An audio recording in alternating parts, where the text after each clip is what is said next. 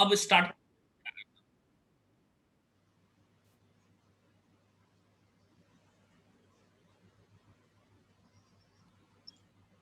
चलिए, तो इसके बाद का जो स्टेज है वो एक्चुअली जो मेन इवेंट है जिसके बारे में मैंने कहा, एंड वो मेन इवेंट है क्या? मेन इवेंट हम कह सकते हैं वो मेन इवेंट जो है डीएनए सिंथेसिस है। डीएनए सिंथेसिस काफी इंपॉर्टेंट है, एंड ये जो प्रोसेस, एंटायर प्रोसेस है, ये एक तरीके से हम कह सकते हैं कि इंजाइमेटिक प्रोसेस होगा, क्योंकि इसमें डीएनए सिंथेसिस वाले जो इंजाइम होते हैं वो एक्चुअली लगते हैं। एंड डीएनए सिंथेसिस वाले एंजाइम होते कौन से? जैसे डीएनए पॉलीमरेज हो गया या आरएनए पॉलीमरेज हो गया। ये एक्चुअली क्या होता है? जीनोम का सिंथेसिस हो रहा होता है। तो नेक्स्ट जो पढ़ना है that is the synthesis phase, जो कि मेन इवेंट है। इसी बेसिस पे हम लोग pre DNA synthesis and post DNA synthesis phases को हम डिवाइड किए थे। ठीक है, तो नेक्स्ट जो फेज है that is S phase. Second लिखिएगा S phase. First, second will be S phase. S phase की बात कर रहे हैं, या इसी को डीएनए सिंथेसिस फेज भी कहते हैं हम लोग। DNA synthesis phase.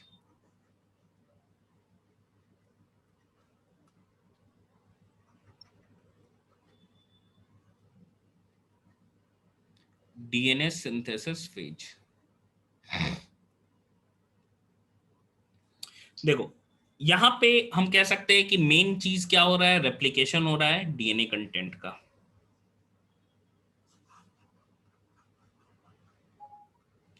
Replication of nuclear DNA.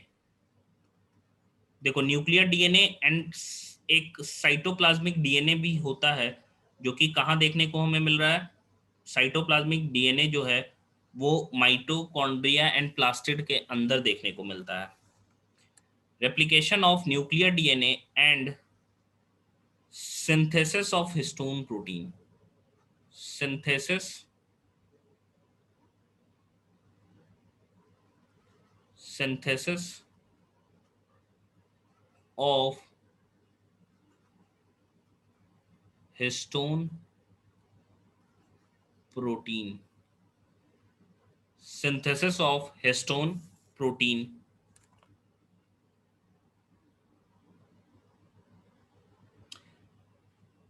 अगर मैं रेप्लिकेशन ऑफ साइटोप्लाज्मिक डीएनए की बात करूं तो वो किसी भी स्टेज में हो जाता है इंटरफेज के, वहां पे स्पेसिफिक फेज नहीं होता है। लेकिन हाँ, न्यूक्लियस के अंदर जो डीएनए प्रेजेंट होता है वो सिर्फ और सिर्फ एस फेज में ही सिंथेसाइज होता है, नया रेप्लिकेट करता है हम कह सकते हैं। बाकी किसी भी स्टेजेस में वो सिंथेसाइज नहीं करता है।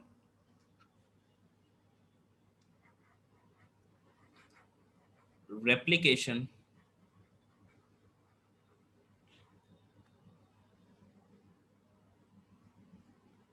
replication of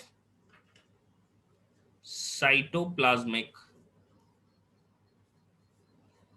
replication of cytoplasmic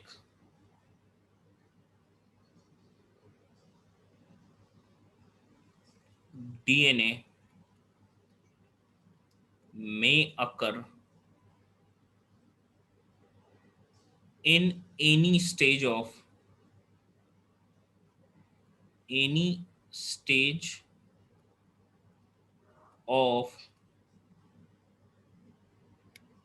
cell cycle।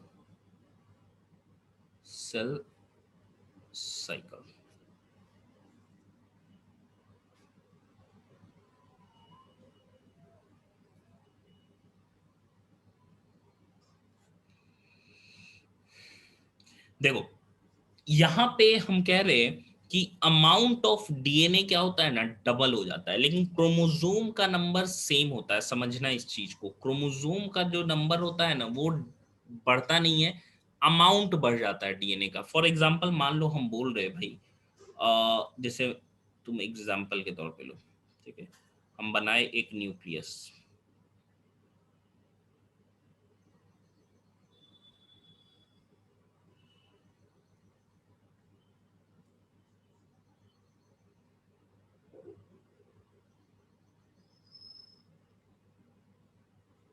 ये न्यूक्लियर मेम्ब्रेन हो गया।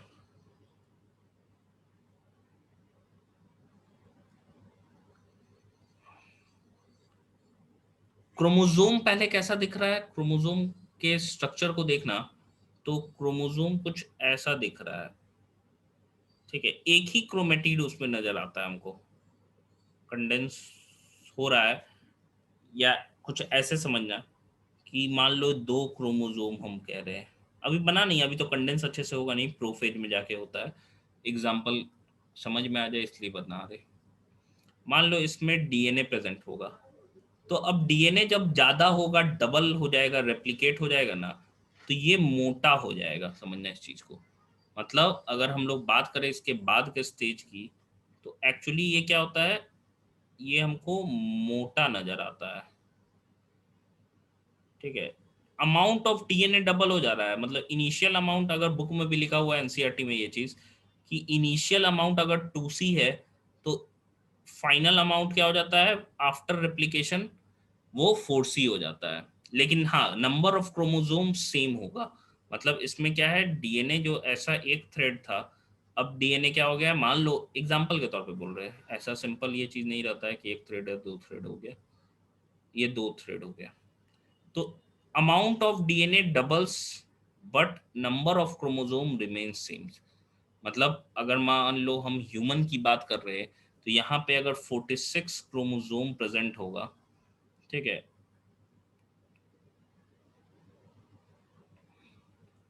तो ये भी क्या हो जाएगा, 46 क्रोमोसोम ही रहेगा। ये क्या हो गया, before S phase, before S phase, S phase, ये क्या हो गया, after S phase, after S phase. ठीक है,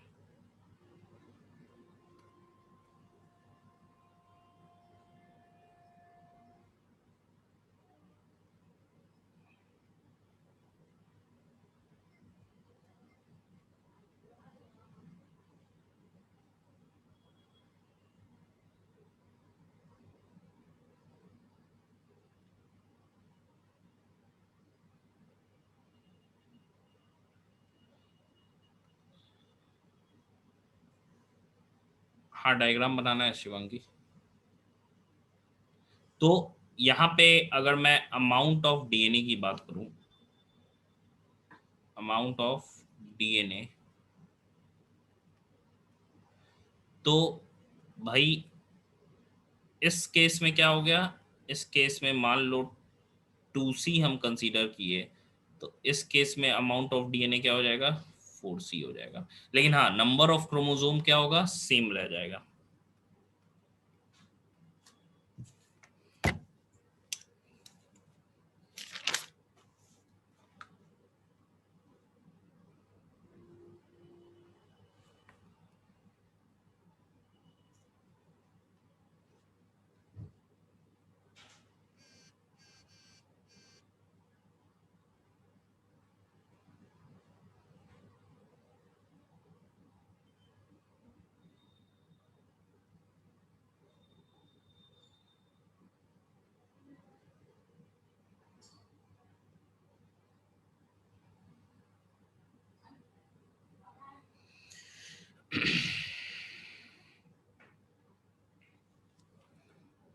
हो गया। देखिए, एनिमल सेल में, क्योंकि एनिमल सेल में हमने एक ऑर्गेनेल पढ़ा है जो कि एक नॉन मेम्ब्रेन बाउंड ऑर्गेनेल होता है, जिसको हम सेंट्रियोल कहते हैं। ये सेंट्रियोल हम कह सकते हैं कि एनिमल सेल के अंदर ये सेंट्रियोल एस फेज में ही डुप्लीकेट करता है। मतलब एक सेंट्रियोल है, ये दूसरा सेंट्रियोल बनेगा, ये एस फेज में ही बनता है। बना लीजिए तो यहाँ तक।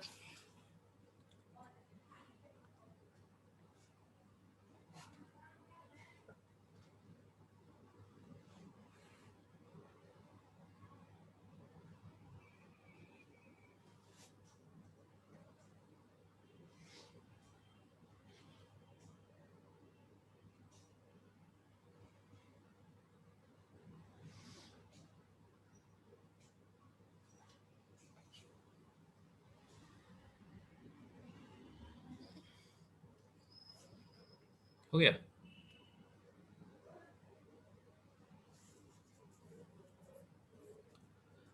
बिल्कुल बिल्कुल, शायद साइज ऑफ न्यूक्लियस भी इंक्रीज करता है ना, उसमें आरएनए प्रोटीन तो बन ही रहा है ना जीवन फेज में, पहले की तुलना में वो बड़ा हो ही जाएगा।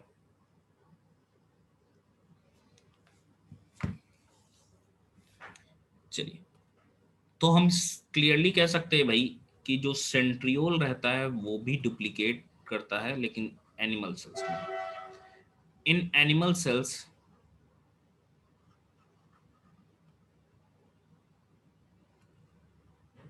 अच्छा 2 मिनट, 1 मिनट, अच्छा लिखिए।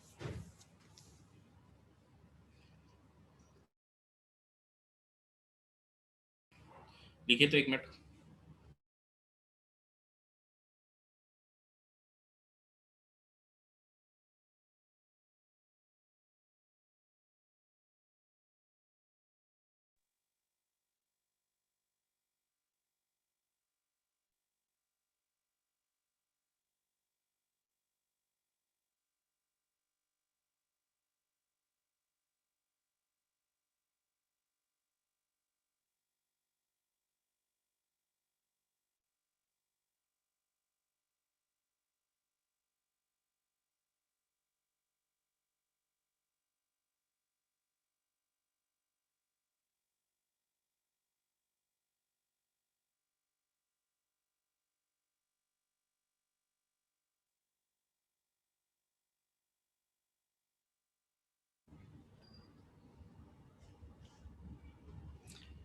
हिस्टोन प्रोटीन क्या होता है?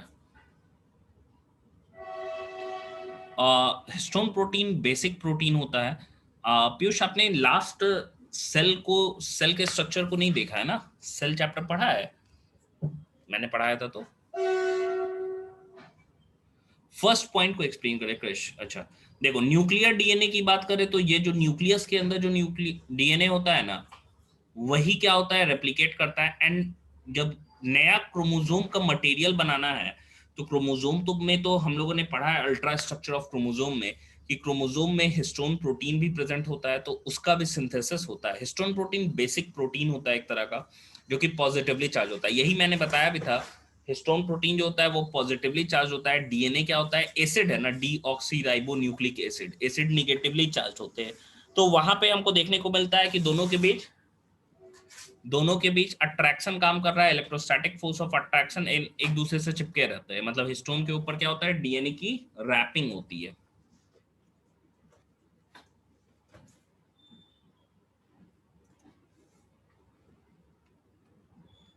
तो हम कह सकते हैं in animal cells during S phase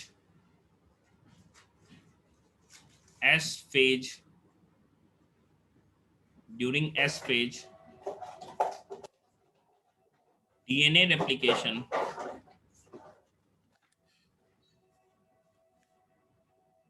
DNA replication begins in the nucleus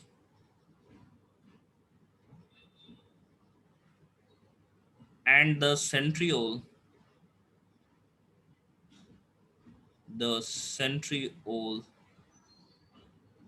and the centriole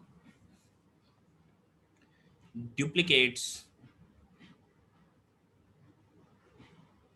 in the cytoplasm in the cytoplasm in the cytoplasm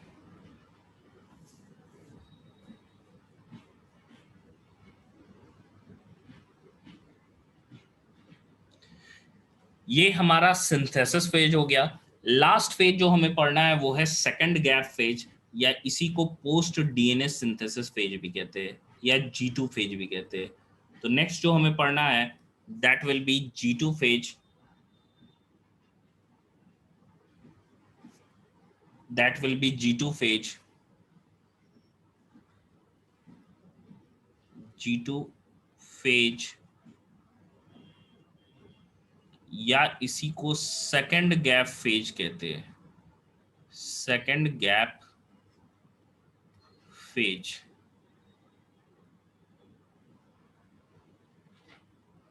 और post DNA synthesis phase, post DNA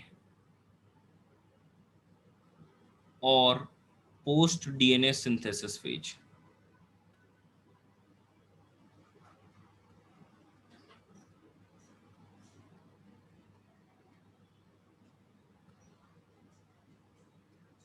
synthesis phase, post DNA synthesis phase.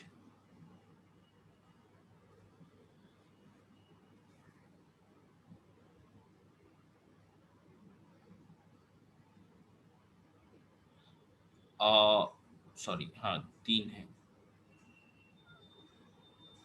G2 का 2 लिख दिए थे।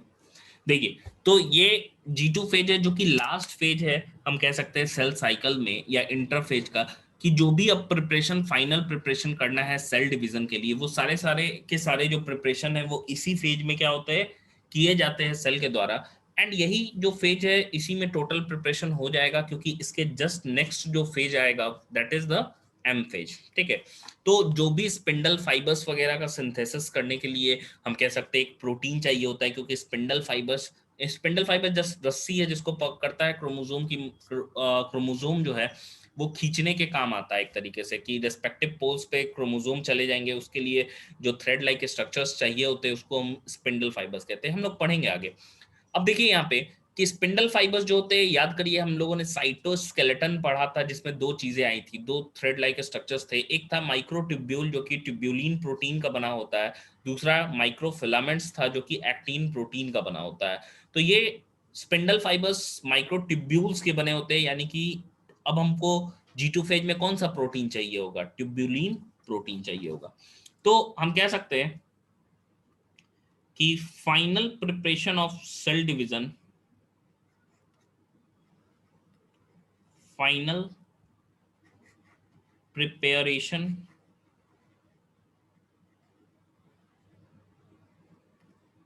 of cell division, final preparation of cell division or M phase or M phase occurs during this phase, during this phase, during this phase.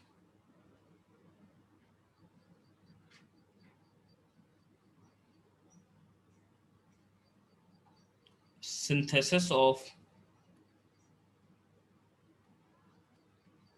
tubulin protein, tubulin protein, synthesis of tubulin protein। Tubulin protein क्या चीज बनाने के काम आ रहा है, spindle fibres. Synthesis of tubulin protein required for spindle fibres, spindle fibres required for spindle fibres.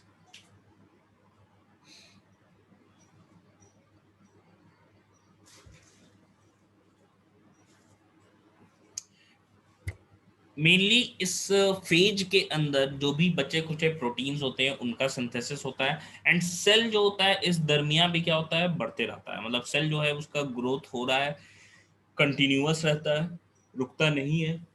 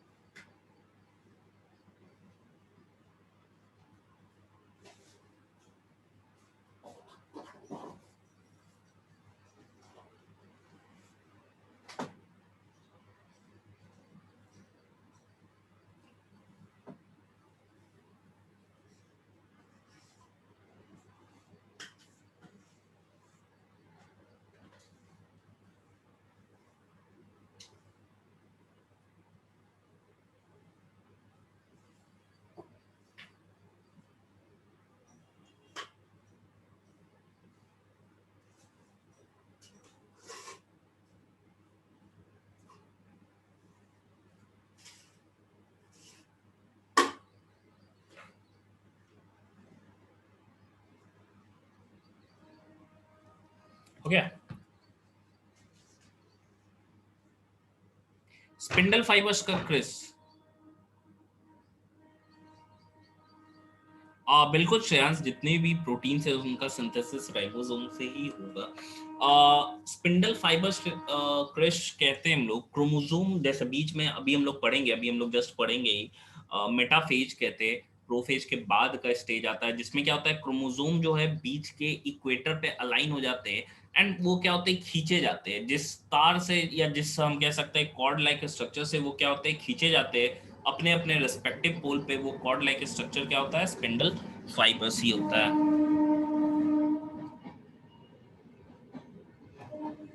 Next लिखिएगा।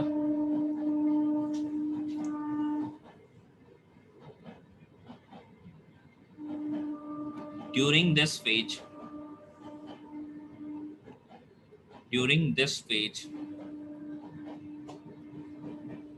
During this phase, proteins are synthesized, proteins are synthesized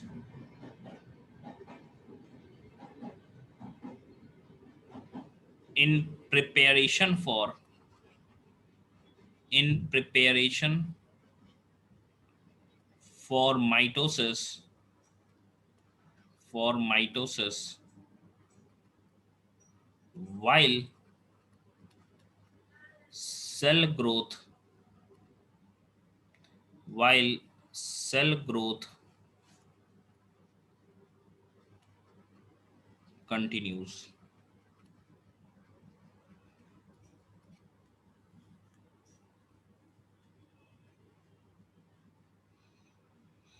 तो अगर इसको एक हम फ्लो चार्ट के, एक एक पाई चार्ट के रूप में हम लोग इसको अगर पढ़ते हैं तो ये कैसा होगा।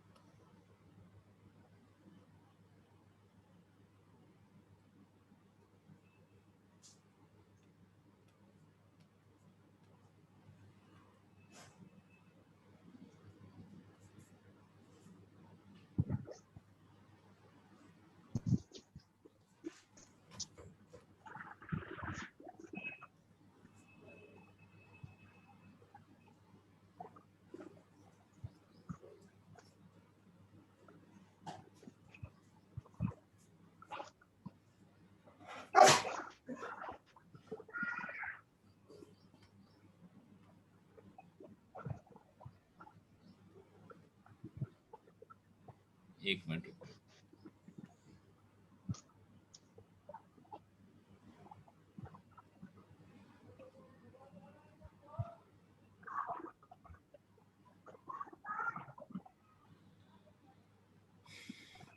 देखो, तो भाई हम स्टार्ट कहाँ से कर रहे हैं, हम स्टार्ट कर रहे हैं, मान लो कोई एक सेल ले ले रहे हैं, ठीक है, ये हम सेल ले लिए,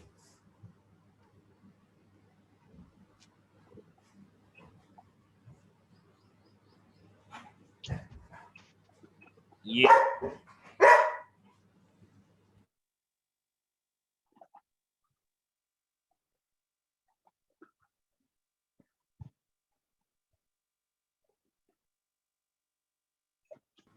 सॉरी, हाँ, तो देखो ये हम कह रहे हैं ये सेल है हमारा, एंड सेल जो है वो अब डिवाइड करना स्टार्ट करेगा, सेल जो है साइकिल में एंटर करता है, ठीक है, कैसे एंटर कर रहा है, तो ये कुछ ऐसे देखो, ये सेल है आपका, एंटर करना स्टार्ट करता है। तो सबसे पहले हम बात कर रहे हैं,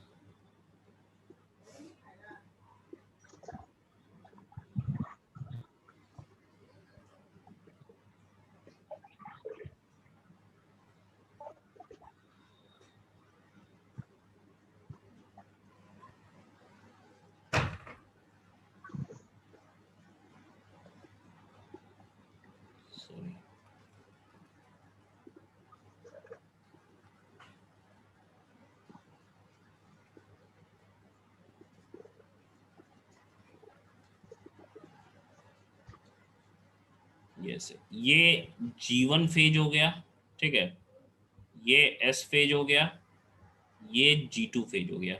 मैंने क्या बताया कि यही सेल जो है भाई G1 से भी बाहर हो जाता है। जैसे कुछ सेल्स है, ये तो सेल साइकिल इससे बाहर हो गया, ठीक है, कुछ सेल्स इससे इस साइकिल से बाहर हो जाते हैं। एंड ये हो गए हमारे सेल कौन से, G0 स्टेज हो गया, ठीक है। बाकी जो सेल यहाँ पे बच गया वो एंटर कर रहा है, सेल जो है वो बड़ा हो गया हम कह सकते हैं। एंड ये साइकिल जो है हमारा कुछ ऐसे जा ही रहा है, ये कंटिन्यू कर रहा है ऐसे की तरफ, ठीक है।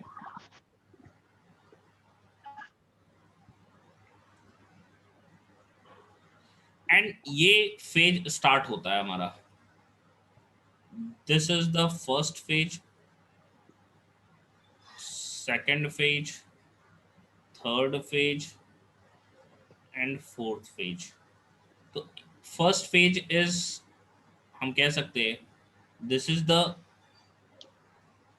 Prophase, this is the metaphase, metaphase के बाद क्या होता है, एनाफेज आता है, एनाफेज, एनाफेज, ठीक है। एनाफेज के बाद टीलोफेज है, टीलोफेज के बाद लास्ट होता है साइटोकाइनेसिस, साइटोकाइनेसिस, साइटोकाइनेसिस, ठीक है। एंड ये जो सेल है दो सेल बन के निकल जाता है, यहाँ से होगा, ये जो सेल होगा आपका दो सेल बन के निकल जाएगा, ठीक है। तो ये फेजेस है हमारा, हम कह सकते हैं सेल साइकिल का। ये फेज हो गया, ये हो गया, ये हो गया एंड ये हो गया, ठीक है। तो यही है सेल साइकिल एक पाई चार्ट के रूप में हमारा। ये जो दिख रहा है ये सारा का सारा एम फेज में आता है, एम फेज। ये जो फेज हमको नजर आ रहा है, ठीक है, ये फेज जो नजर आ रहा है ये है इंटरफेज, इंटरफेज, ठीक है। तो ये है हमारा G0 फेज। कहाँ है, G1 से ही एग्जिट जो बाहर की तरफ फेज हो जाता है उसी को G0 फेज या G0 फेज हम कहते हैं। बनाइए तो इसको पाई चार्ट को।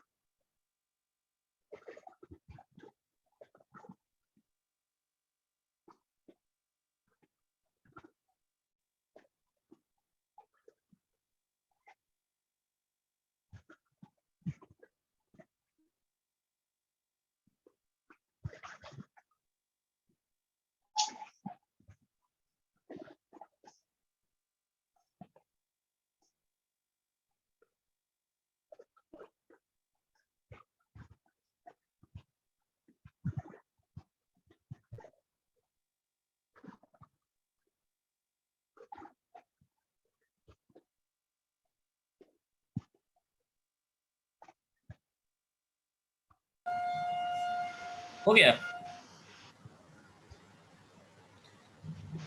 तो ये तो हमारा पाई चार्ट हो गया, हम लोगों ने पढ़ लिया। फिर अब देखिए, अब मेन हमको पढ़ना है यहाँ पे एक्चुअली कुछ चेक पॉइंट्स होते हैं, ठीक है। दो चेक पॉइंट है, एक है G1 और S के बीच चेक पॉइंट आता है, दूसरा जो है वो S और G2 के बीच चेक पॉइंट आता है। ये दो चेक पॉइंट है, मान लो कि ये सिंपल समझना कि चेक पॉइंट्स है, यानी कि समझो कि एक टॉल प्लाजा है, ठीक है। तो आप वहाँ पे चेक पॉइंट पे चेक करोगे, आपको चेक होंगे, मतलब आपको सारी चीज़ें अगर मान लो कि हमको कोई जर्नी पे जाना है, तो उस जर्नी के लिए सब कुछ रिक्वायरमेंट्स होंगे जिसको आपको पूरा करना है। तो एक्चुअली दो चेक पॉइंट्स होते हैं कि जीवन से एस में देखा जाता है कि हाँ भाई ये सारी चीज़ें हो पाई हैं या नहीं हो पाई हैं, तभी उसको एस फेज में इजाज़त दिया जाता है कि भाई ये तुम चेक पॉइंट को पार कर सकते हो। दूसरा चेक पॉइंट कहाँ आता है? एस से G2 के बीच दूसरा चेक पॉइंट आता है, जहाँ पे भी ये देखा जाता है कि भाई ये सारी चीज़ें इसके पास अभी ये प्रिपेयर कर पाया है कि नहीं, डीएनए सिंथेसिस हो पाया है कि नहीं। तो दो चेक पॉइंट्स आते हैं, जिस चेक पॉइंट को पार करते हैं तभी सेल क्या होता है, एंटर कर जाता है किसमें, एम फेज में।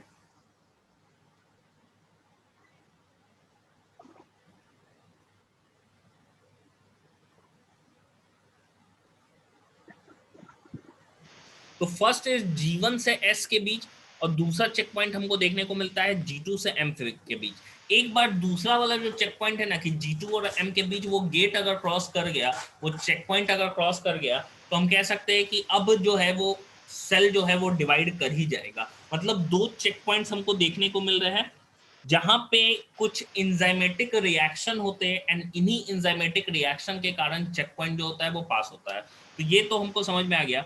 अब देखो ये चेक पॉइंट्स है कहाँ कहाँ।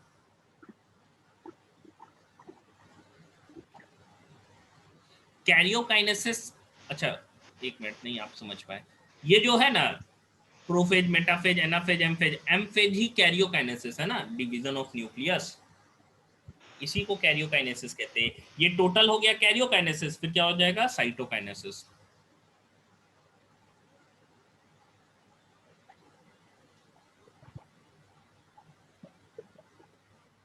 देखो, तो दो चेक पॉइंट्स हम बात कर रहे हैं, कौन कौन से चेक पॉइंट्स?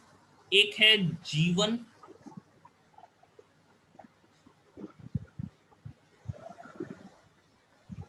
से S फेज के बीच, और दूसरा चेक पॉइंट हमको कहां देखने को मिल रहा है, G2 से M फेज के बीच। ठीक है, दो चेक पॉइंट्स हमको देखने को मिल रहा है, ये हो गया चेक पॉइंट फर्स्ट, ये हो गया चेक पॉइंट सेकंड। ठीक है, दो चेक पॉइंट्स यहां हमको देखने को मिल रहे हैं, एक चेक पॉइंट फर्स्ट हो गया, दूसरा जो हो गया वो चेक पॉइंट सेकंड हो गया। ठीक है, दो चेक पॉइंट्स हमको देखने को मिल रहे हैं। अब देखो यहाँ पे क्लियरली,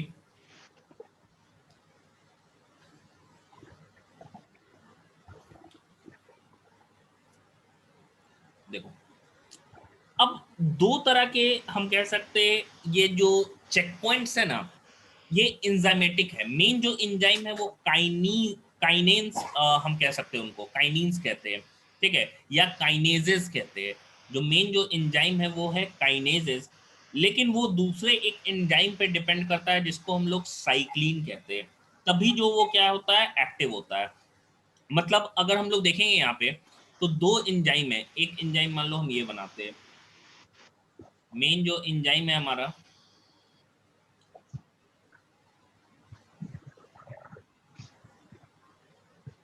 ये कुछ ऐसा एंजाइम है।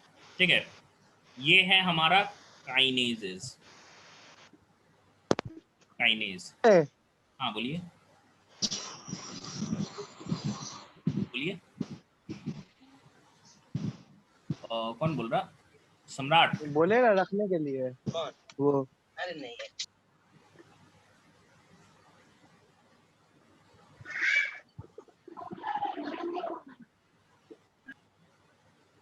देखिए, तो मेन जो एंजाइम है मैंने क्या बताया, काइनेज। काइनेज एंजाइम जो है वही हम कह सकते हैं कि मूव करके ले जाएगा रिएक्शन को आगे की तरफ या साइकिल को आगे की तरफ। तो मेन जो यहाँ पे एंजाइम है, उस एंजाइम को, क्योंकि ये एस के लिए काइनेज काम कर रहा है, इसीलिए इसको एस काइनेज हम कहते हैं। लेकिन ये दूसरे इंजाइम पे डिपेंड करता है।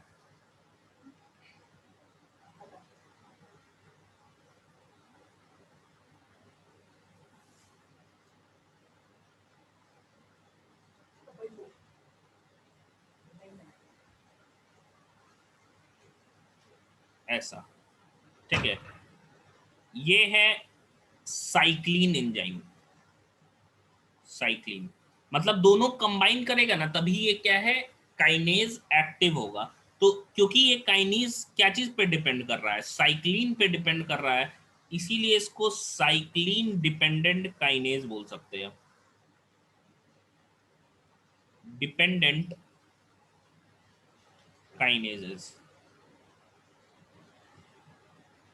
या सीडीकेज बोलते हैं। सीडीके बोलते हैं हम लोग उसको, ठीक है। मतलब समझना कि जब जब ये सिंथेसाइज होगा, तब तब क्या होगा, ये चेक पॉइंट क्रॉस होगा। मतलब जब चेक पॉइंट क्रॉस होना आता है तो वो क्या होता है, एस काइनेज बनता है, जो कि एस साइक्लिन के साथ कंबाइन करेगा एंड सेल साइकिल को आगे ले जाएगा। वहीं पे जब चेक पॉइंट 2 क्रॉस करना होगा तो वो कौन सा काइनेज बनाएगा, एम काइनेज। ठीक है, मान लो इस एम काइनेज का शेप ऐसा, क्योंकि एंजाइम्स होते हैं, हम लोग बायोमोलिकुल्स पढ़ेंगे तो उसमें देखेंगे एंजाइम जो है लॉक एंड की हाइपोथेसिस पे काम करता है, मतलब चाबी और ताला जैसा काम करता है। एम काइनेज, एम काइनेज को लेने के लिए क्या है, एम साइक्लिन रहेगा। साइक्लिन,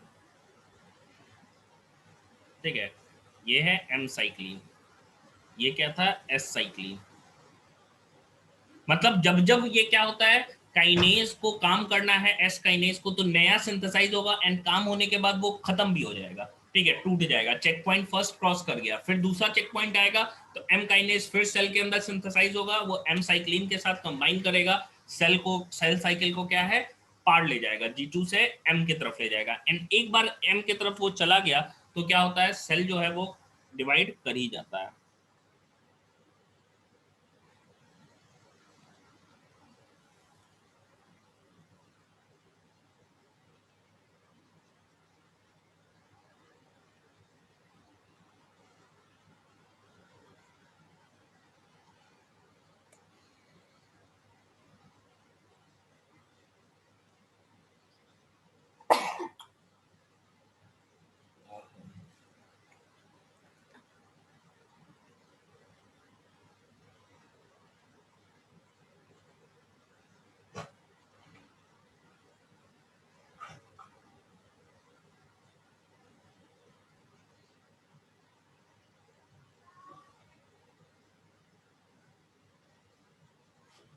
हो गया।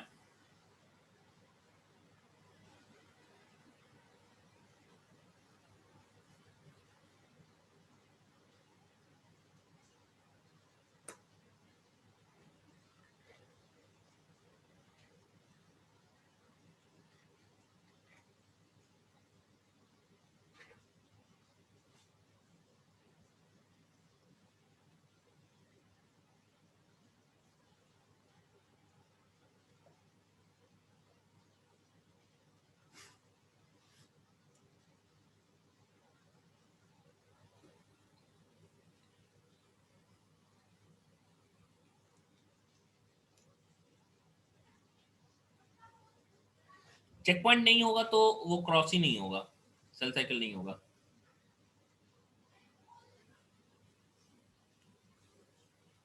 वैसा कोई चोर वाला गली नहीं है कि रोड से नहीं गए तो गली से चले गए, क्योंकि रोड पे चेकिंग था।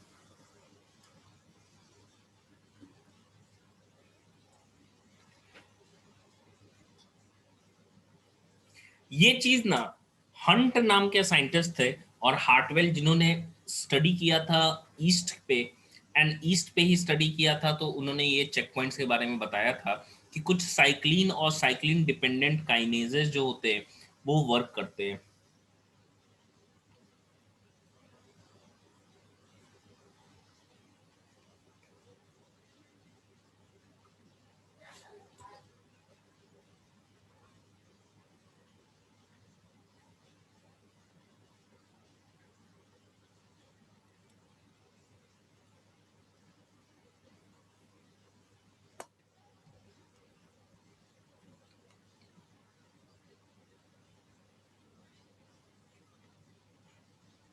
गया।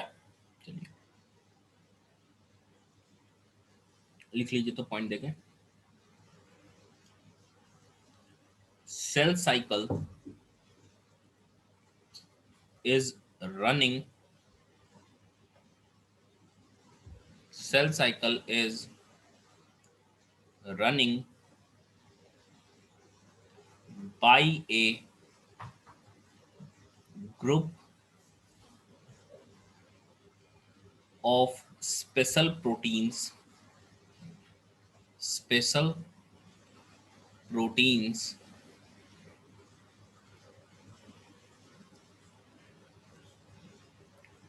cyclins and CDKs, जो कि साइक्लिन डिपेंडेंट काइनेजेज है। इस सीडी को के को ना, क्योंकि देखो ये काइनेजेज जो है ये एमपीएफ भी इसको कहते हैं। एमपीएफ कहने का मतलब क्या हो गया? एम फेज प्रोमोटिंग फैक्टर, क्योंकि एम फेज में एंटर करवाता है promoting factor, M phase promoting factor.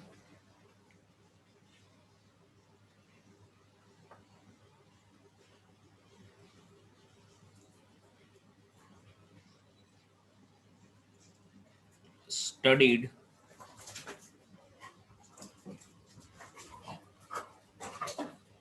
by Hunt and Hartwell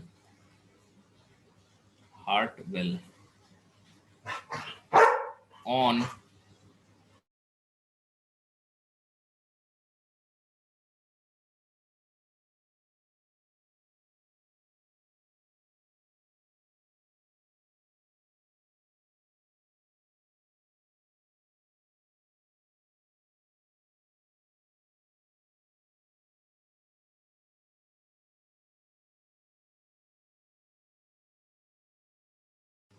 इस सैक्रोमाइसिस को ही बेकस ईस्ट भी हम लोग कहते हैं।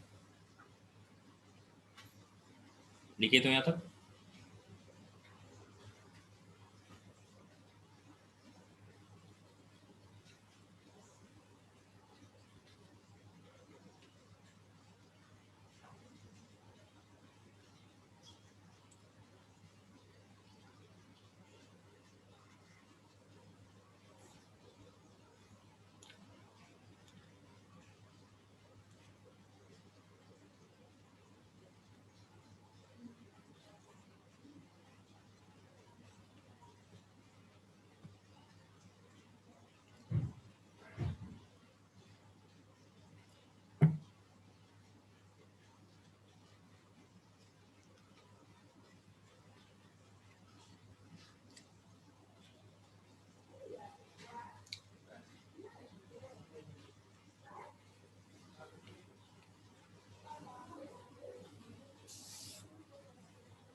हो गया।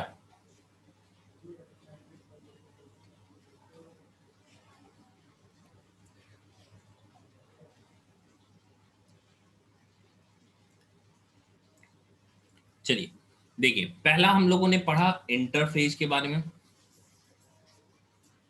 हम लोग देखे थोड़ा, इंटरफेज था। सेकंड जो है वो है डिवीजन फेज। सेकंड जो है वो है डिवीजन फेज। डिवीजन फेज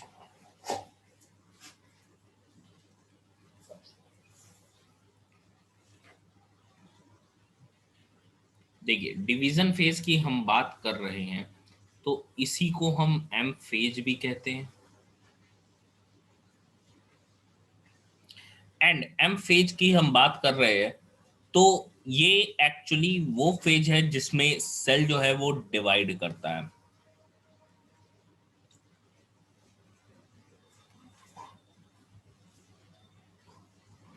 नहीं नहीं शिवांगी, ये फोर नहीं है। ये फोर नहीं है। थर्ड हम लोग पढ़े ना, 1 2 3, वो पहला का टाइप था इंटरफेज का। ये सेकंड है, इंटरफेज पहला, दूसरा एम फेज। इसको हम लोग इक्वेशनल डिवीजन फेज भी कहते हैं। Equational division.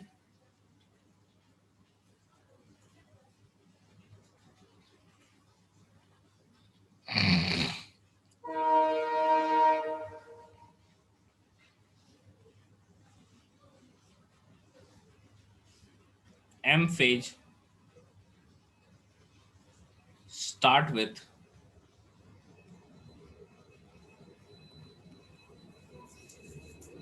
karyokinesis। karyokinesis मतलब division of nucleus, kinesis.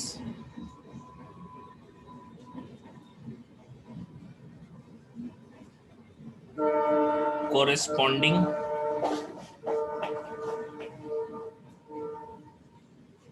to the separation of chromosomes, to the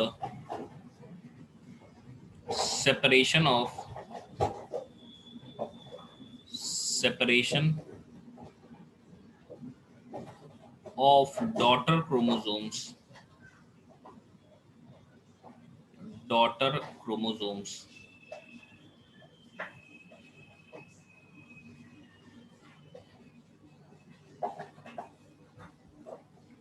and usually ends with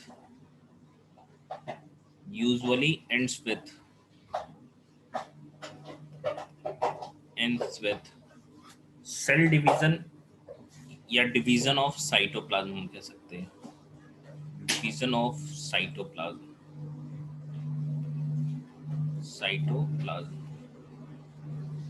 इसी को हम लोग क्या कहते हैं, साइटोकाइनेसिस भी बोलते हैं,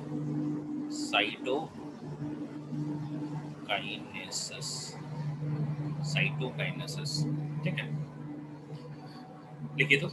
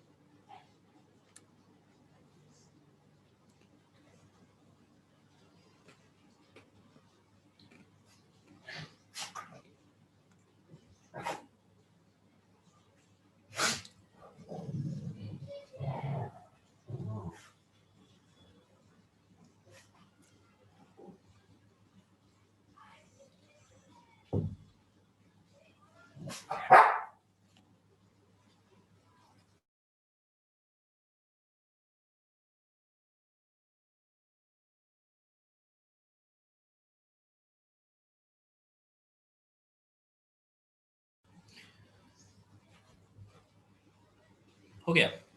and extremely sorry for the background noises.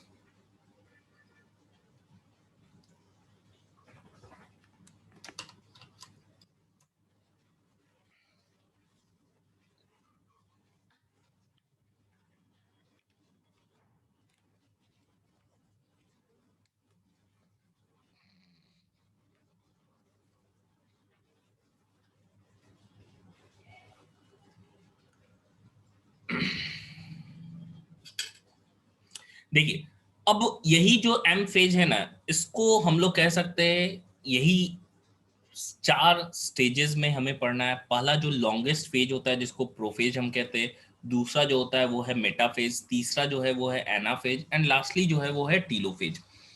तो ये 2 चीजों में हमें देखना है। मतलब पहले हम कैरियोकाइनेसिस देखेंगे, फिर हम लोग साइटोकाइनेसिस देखेंगे। तो एक्चुअली इसको 2 पार्ट में हम कर सकते हैं कि जो एम फेज है, एम फेज क्या है में 2 चीजें आ गई। एम फेज में 2 चीजें आ गई। सबसे पहला क्या हो गया, कैरियोकाइनेसिस। कैरियोकाइनेसिस। दूसरा हो गया भाई साइटोकाइनेसिस। साइटोकाइनेसिस। देखिए, कैरियोकाइनेसिस की हम बात कर रहे हैं, तो कैरियोकाइनेसिस है क्या भाई? तो ये तो सब स्टेजेस में डिवाइडेड है। पहले प्रोफेज होगा, दूसरा मेटाफेज होगा, मेटाफेज। तीसरा जो होगा वो होगा एनाफेज। चौथा जो होगा वो होगा टीलोफेज। अगर मैं साइटोकाइनेसिस की बात करूं तो प्लांट और एनिमल सेल में दो अलग अलग तरीके का देखते हैं हम लोग। एनिमल सेल की बात करें तो उसमें सेल फरो फॉर्मेशन से होता है, सेल फरो फॉर्मेशन। और वहीं पे प्लांट सेल की बात करें तो वहां सेल प्लेट फॉर्मेशन होता है, सेल प्लेट फॉर्मेशन। तो दो तरीके का साइटोकाइनेसिस भी हमको देखना है। ये वाला जो हो गया, एक हो गया एनिमल्स का, ये एनिमल्स के केस में। दूसरा जो हो गया वो है प्लांट्स के केस में, प्लांट्स के केस में।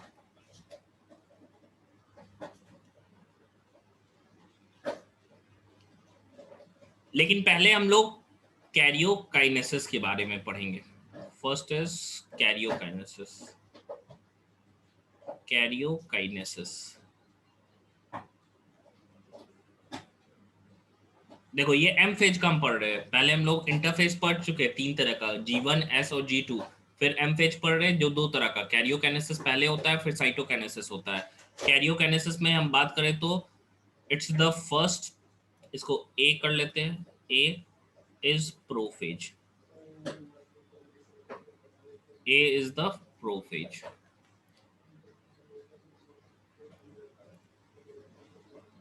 प्रोफेज की बात कर रहे हैं तो सबसे लॉन्गेस्ट फेज यही होता है, लॉन्गेस्ट फेज होता है।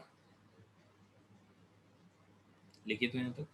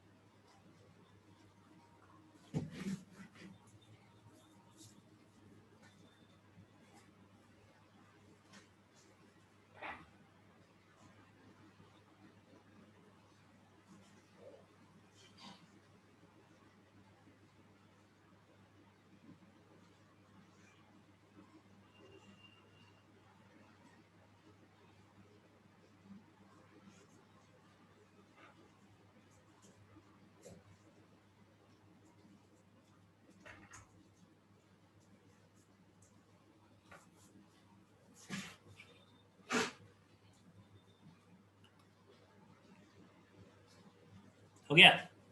चलिए, तो प्रोफेज की हम बात कर रहे हैं तो this is the first stage of mitosis. हम कहते हैं पहला स्टेज जो है या पहला फेज है, यही फेज हमको देखने को मिलता है। तो it is the first stage of mitosis, first stage of mitosis.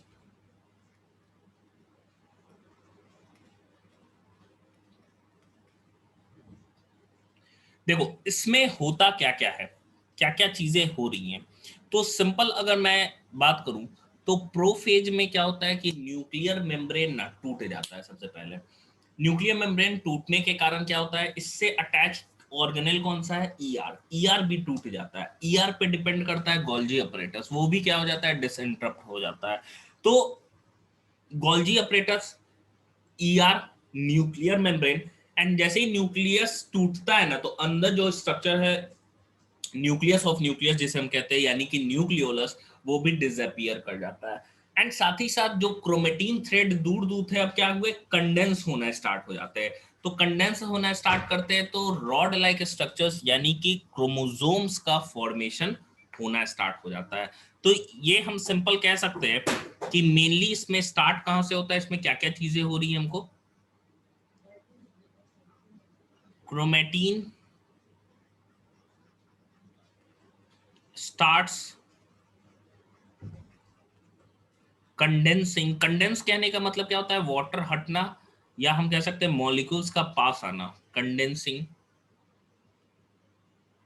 to form rod like structures या rod like chromosomes.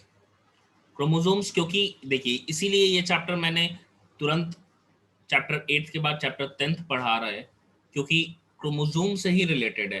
क्रोमोसोम का स्ट्रक्चर हमने पढ़ा है लास्ट चैप्टर में, एंड क्रोमेटीन क्या होता है, क्रोमोसोम क्या होता है, ये सारी चीजें हम लोगों ने देख लिया। अब समझना इस चीज को कि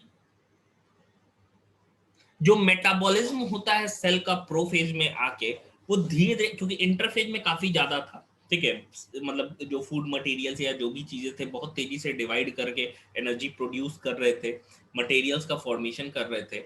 अब मेटाबॉलिज्म क्या होता है, स्लो डाउन हो जाता है, क्योंकि ऑर्गेनेल्स जो होते हैं वो टूट जाते हैं, ठीक है, जैसे ईआर हट गया या गोल्जी अपरेटस टूटने लगा, न्यूक्लियर मेम्ब्रेन टूटने लगा, जिसके कारण अब देखो, जब ये न्यूक्लियर मेम्ब्रेन या ये सारी चीजें टूट जाएंगी तो टूट के कहाँ जाएगा आखिर, तो टूट के कहाँ जाएगा, तो साइटोप्लाज्म में ही हो जाएगा ना।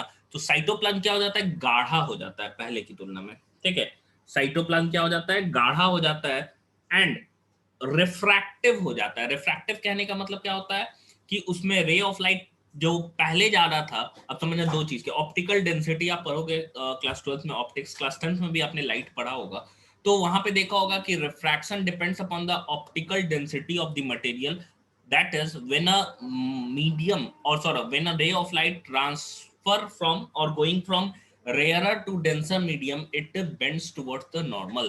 और सिंपल सा चीज है, जितना ज्यादा रिफ्रैक्टिव इंडेक्स में चेंज होगा ना, उतना ज्यादा बेंडिंग होगा। रिफ्रैक्टिव इंडेक्स में चेंज बोल रहे हैं, बेंडिंग टुवर्ड्स भी हो सकता है, अवे भी हो सकता है, डिपेंड करेगा कितना डिफरेंस है कि भाई म्यू वन कितना है और म्यू टू कितना है, इन दोनों में mu two minus mu one या mu one minus mu two में जो डिफरेंस है, इस पे डिपेंड करता है रिफ्रैक्टिव, हम कह सकते हैं एक्सटेंट ऑफ रिफ्रैक्शन, कि कितना ज्यादा बेंडिंग हो रहा है। तो क्योंकि साइटोप्लाज्म क्या हो गया, गाढ़ा हो गया, तो अब क्या है, एयर में जैसे पहले की तुलना में एयर से घुसता था तो रिफ्रैक्टिव इंडेक्स बढ़ता था सेल का, तो टुवर्ड्स नॉर्मल मूव करता था, अब ज्यादा मूव करेगा तो रिफ्रैक्टिव हो जाता है ज्यादा। एंड इन सारी कंपोनेंट्स के कारण जो ट्रांसपेरेंट जेली लाइक स्ट्रक्चर नजर आता था, अब वो पेल जेली लाइक स्ट्रक्चर के रूप में नजर आने लगता है, ठीक है। तो हम कह सकते हैं simple, metabolism of cell decreases cytoplasm cytoplasm becomes viscous cytoplasm become viscous, refractive, and pale pale। अब जो सेंट्रियोल एस फेज में डबल हुआ था, एक सेंट्रियोल था दूसरा सेंट्रियोल बन चुका था, अब दोनों सेंट्रियोल क्या होता है, अपोजिट पोल के टुवर्ड्स या अपोजिट डायरेक्शन में मूव करना स्टार्ट कर देता है।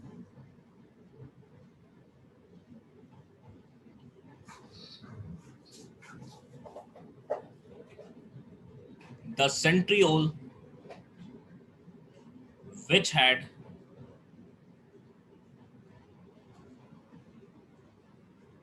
undergone undergone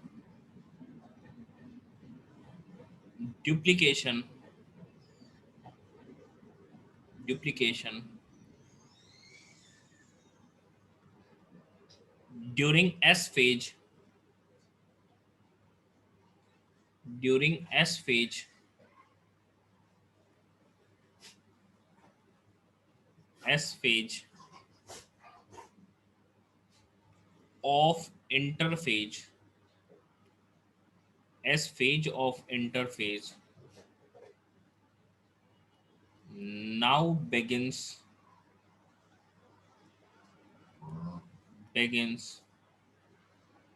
to move towards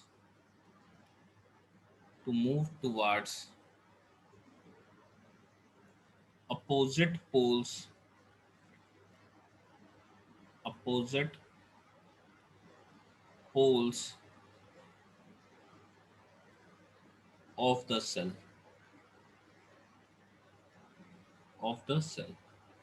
लिखे तो अपोजिट पोल कहने का मतलब है कोई पोल वगैरह नहीं है, पोल का मतलब कोई खंबा नहीं होगा, पोल का मतलब होगा आपका कि अपोजिट साइड हम कह सकते हैं सिंपल।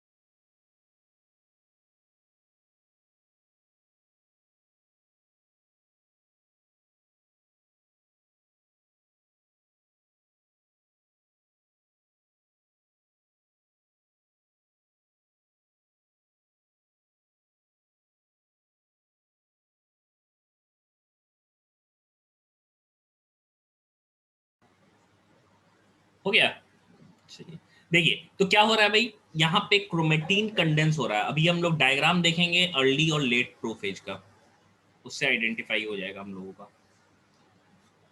नेक्स्ट, एस्ट्रल रेज का फॉर्मेशन होता है जिलेशन। देखो अगर मैं आपने पढ़ा होगा कोलोइड्स के बारे में तो आपने सोल पढ़ा होगा, आपने जेल पढ़ा होगा, आपने इमल्सन पढ़ा होगा, आपने फोम पढ़ा होगा, सॉलिड सोल, ये सारी चीजें जो क्लासिफिकेशन क्लास 9th में ही पढ़ना है टाइप ऑफ कोलोइड के बारे में।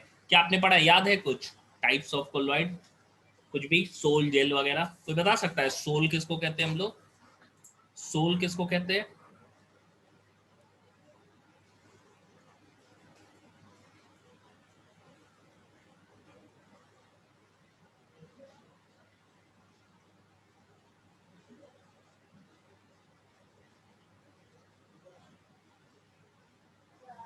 एनीवन, क्रेश, श्रेयांश बताइए, सोल किसको कह रहे हैं हम लोग? याद नहीं है, अच्छा ठीक है कोई बात नहीं। देखिए सोल कहते हैं, देखो एक सॉल्यूट वाला पार्ट होता है, सॉल्यूट वाला, ठीक है, एक सॉल्वेंट वाला पार्ट होता है ना, इतना तो याद है सॉल्यूशन के अंदर, ये तो बड़ा बेसिक है, याद होना चाहिए सबको। तो कोलोइड के केस में जो सॉल्यूट का पार्ट होता है ना, इसको डिस्पर्स्ड फेज कहते हैं, डिस्पर्स्ड फेज। एंड वहीं पे जो सॉल्वेंट वाला पार्ट होता है ना, उसको डिस्पर्सन मीडियम कहते हैं, डिस्पर्सन मीडियम। तो अगर डिस्पर्स्ड फेज सॉलिड है और डिस्पर्स मीडियम क्या है, लिक्विड है, तो उसको हम लोग सोल कहते हैं, सोल। ठीक है, इस तरह के कोलोइड को। अगर डिस्पर्स्ड फेज जो है वो लिक्विड है, समझना इस चीज को, लिक्विड सॉलिड के अंदर अगर होगा, लिक्विड सॉलिड के अंदर, तो जाहिर सी बात है काफी विस्कस हो जाएगा, गाढ़ा हो जाएगा, इसको जेल कहते हैं। तो साइटोप्लाज्म ना सोल जेल मिक्सचर में रहता है, दोनों के बीच काफी फोर्स ऑफ अट्रैक्शन काम करता है, सॉलिड लिक्विड नेटवर्क बना लेता है जेल जैसा। जो जेल समझो ना, जेली लाइक, जैसे जो जैम हम कहते हैं, जो बाल में जेल लगाते हैं, क्या होता है, जेली लाइक होता है ना। तो उनके बीच क्या, liquid is dissolved in solid, that's why the viscous force is very much, that's why the compound और the substance is very viscous in nature. ठीक है, काफी जेली लाइक रहता है, हम कह सकते हैं। तो cytoplasm is jelly like matrix ना। तो देखो, जब वो पतला, वो हमेशा ट्रांसफॉर्म करता रहता है खुद को। अगर वो उसमें वाटर क्वांटिटी बढ़ जाता है तो वो क्या हो जाता है, सोल कहलाता है। एंड अगर वाटर कम कर लेगा तो क्या होगा, जेल कहलाएगा। तो जितना ज्यादा जिलेशन होगा ना, जिलेशन मतलब समझ रहे हो, सोल से ट्रांसफॉर्मेशन जेल में, जितना ज्यादा जिलेशन होगा उतना ज्यादा चीजें क्या होंगी, गाढ़ा होते जाएंगी, उतना ज्यादा क्या होगा, विस्कस होता चला जाएगा। अब क्लियर है?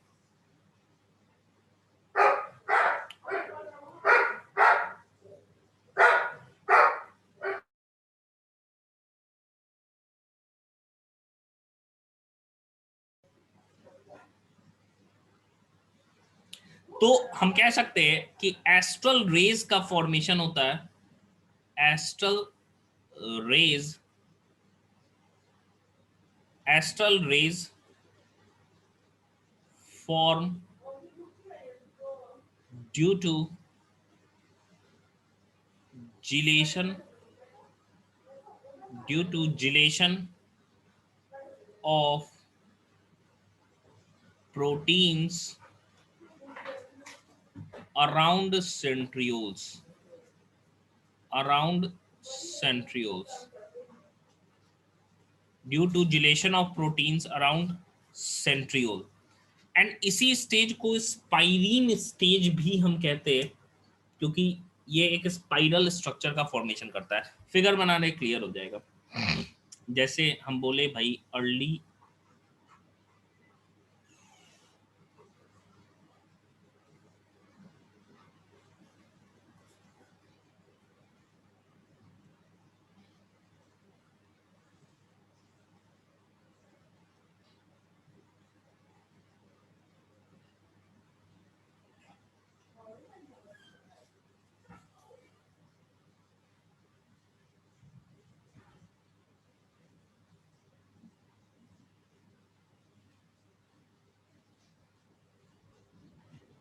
यहाँ पे क्या है, अर्ली प्रोफेज है, ये टूटना स्टार्ट कर देगा। ठीक है,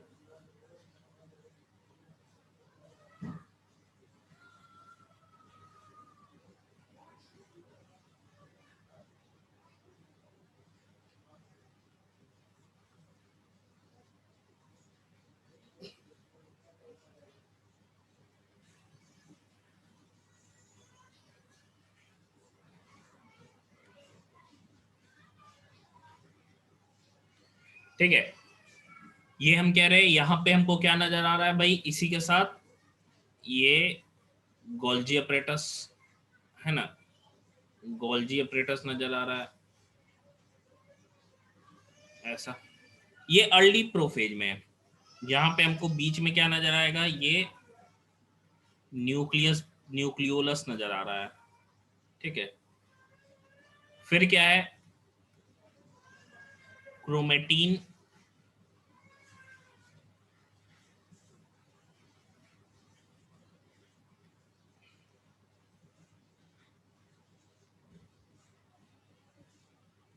देखो हम लोग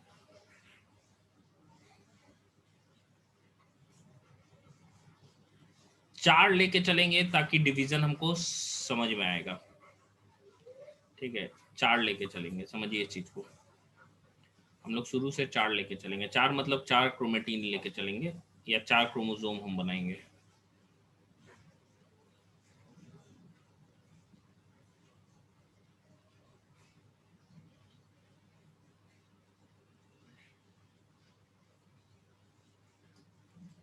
ये क्रोमेटीन हमको नजर आ रहा है ऐसा।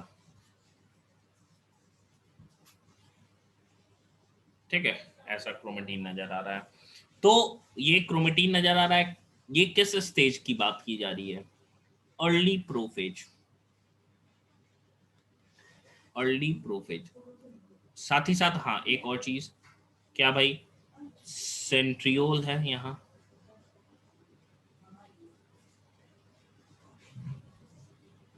सेंट्रियोल दो बन गया है।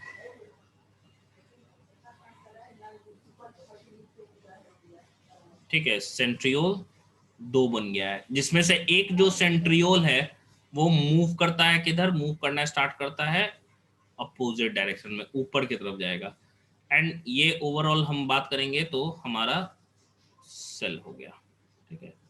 ये ओवरऑल हम कह रहे हैं सेल हो गया, ऐसे देख रहे हैं,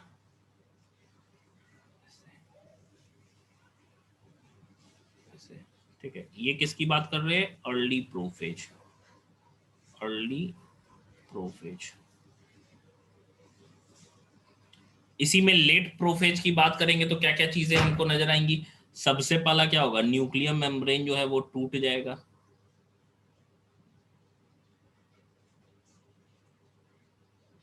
ठीक है। न्यूक्लियर मेम्ब्रेन टूट जाएगा, ऐसे कुछ हो जाएगा, ऐसा स्ट्रक्चर हो जाएगा। एंड न्यूक्लियर मेम्ब्रेन जो टूटेगा जिसके कारण से एंडोप्लाज्मिक रेटिकुलम वगैरह भी अब हमको नजर नहीं आएगा, एंड न्यूक्लियोलस भी नहीं नजर आएगा। मतलब अब हम कह रहे हैं सिंपल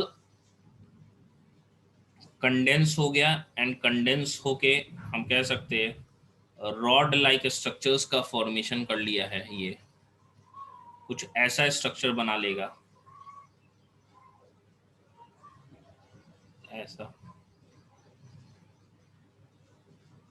लेकिन अभी इसमें दो क्रोमेटिड हमको नजर नहीं आता है, ठीक है, याद रखिएगा, अभी दो क्रोमेटिड हमको नजर नहीं आएगा ऐसा।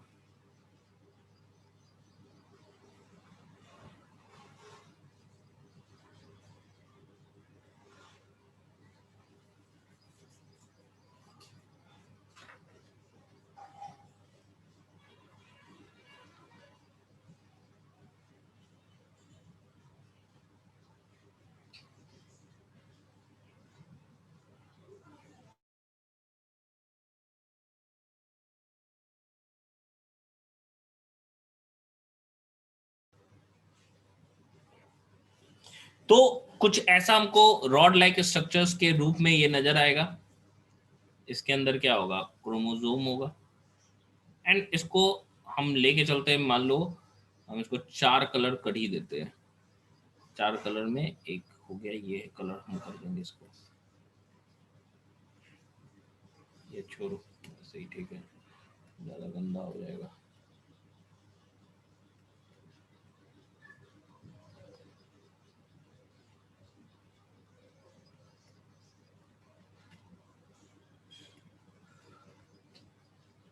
ओवरऑल हम लोग अगर देखें तो कुछ ऐसा नजर आएगा।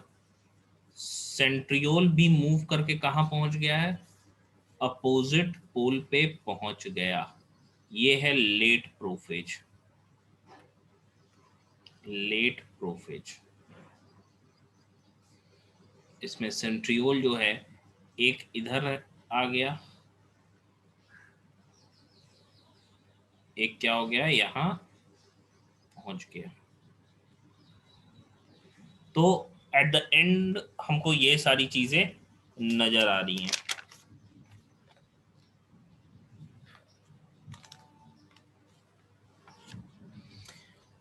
तो ये है हमारा प्रोफेज, जो कि अर्ली स्टेज में हमको कुछ ऐसा नजर आया, एंड लेट स्टेज में कुछ ऐसा नजर आया। चलिए, तो आज हम लोगों ने प्रोफेज पढ़ लिया। नेक्स्ट क्लास में हम पढ़ेंगे मेटाफेज, एनाफेज एंड टीलोफेज।